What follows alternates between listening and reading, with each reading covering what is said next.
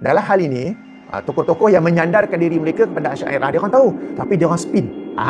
Spin. Dia orang kata apa? Ini bukan isu akidah, ini isu fiqh.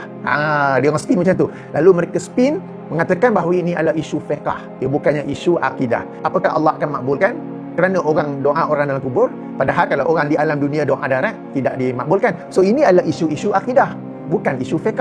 Kalau isu fiqh ialah doa ni secara bersendirian ke secara berjemaah. Kan doa ni secara perlahan ke secara kuat. Itu baru isu fiqh. Doa ni mesti dalam bahasa Arab ke, boleh dalam bahasa Melayu, bahasa Inggeris, bahasa Jawa. Itu baru isu fiqh. Ini adalah isu akidah. Orang-orang Asy'ariyah ni mereka tahu, sebab tu mereka spin kepada ini isu fiqh, bukan akidah, padahal ia adalah isu akidah. Mas Atta.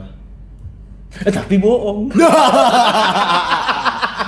Kat sini, Ustaz, selepas ni saya bawa nas yang saya janji tadi daripada Syekh Muhammad Abdul Wahab yang kata isu tawassul dengan orang soleh ni sebagai perkara yang makruh di sisi beliau, tapi daripada permasalahan fiqh. Syekh Muhammad Abdul Wahab kata, panjang teks tu, Syekh Muhammad Abdul Wahab kata, walau kana as-sawabu indana qaulul jumhur innahu makruh, kan, fa kaunu ba'd al-ulama yurakhis bitawassul bis-salihin, sebagai ulama dia memberi rukhsah untuk tawassul dengan orang soleh, wa ba'dhum yakhussuhu bin nabi sallallahu alaihi wasallam wa aktsarul ulama yanha an dhalik. Ini dawan Syekh Muhammad Abdul Wahab lah, majoriti ulama menolaknya.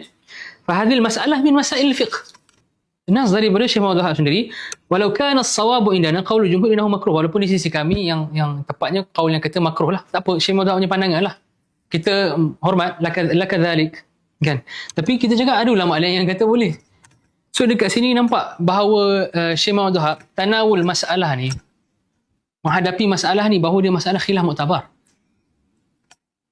Okay, tawassul dengan orang saleh dengan khilaf muktabar.